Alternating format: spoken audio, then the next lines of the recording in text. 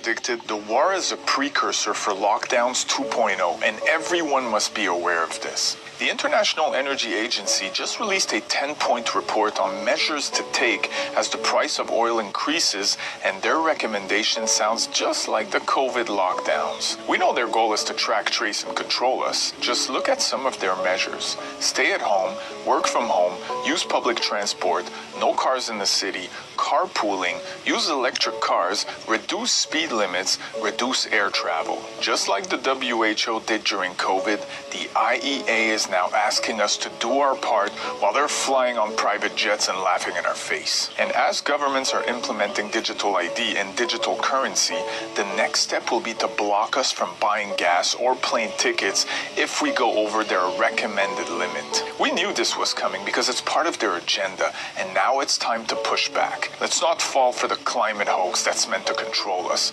Stay free, my friends.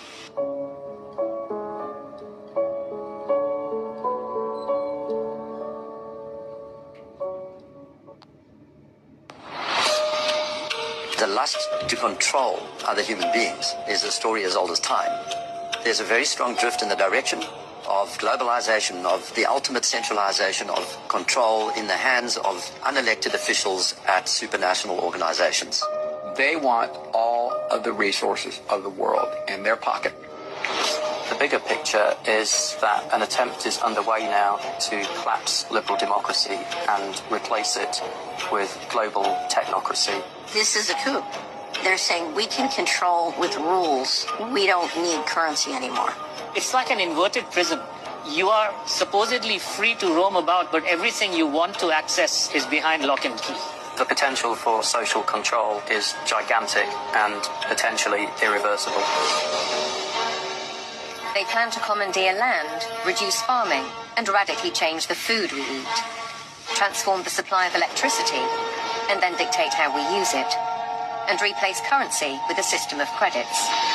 All three strategies are built on the premise of a climate crisis caused by carbon dioxide. I do not think there's a climate crisis, and I base that on all the evidence and the climate data sets that we build to answer questions just like that. The government is very clear that they want a catastrophic story. There is no single science paper that proves conclusively that humans control all or most of the global climate.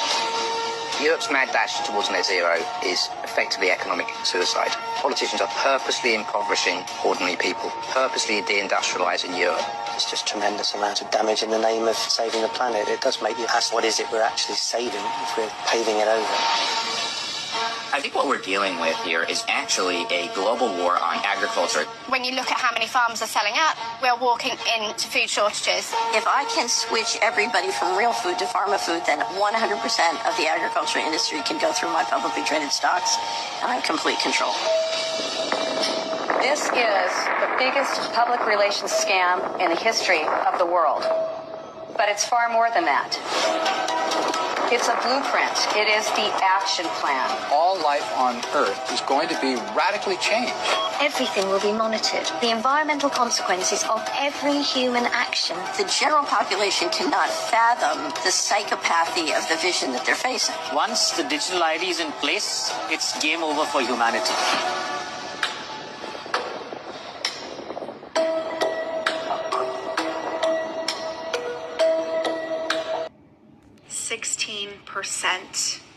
Personal bankruptcy is up 16%. Foreclosures are skyrocketing. In March 2026, there was over 45,000 homes foreclosed, which was a 28% increase, higher than March 2025. Unemployment is skyrocketing. Gas is an average of $4.65 a gallon, which means it is higher in some places. That means that food is going to go up, and anything that's delivered on a truck to a store.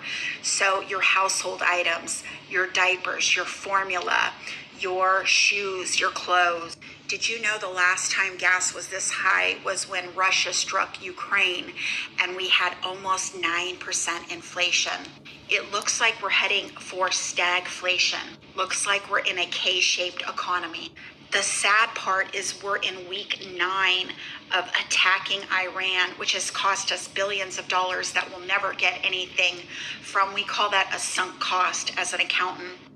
And all that's going to do is accelerate the collapsing of the U.S. economy.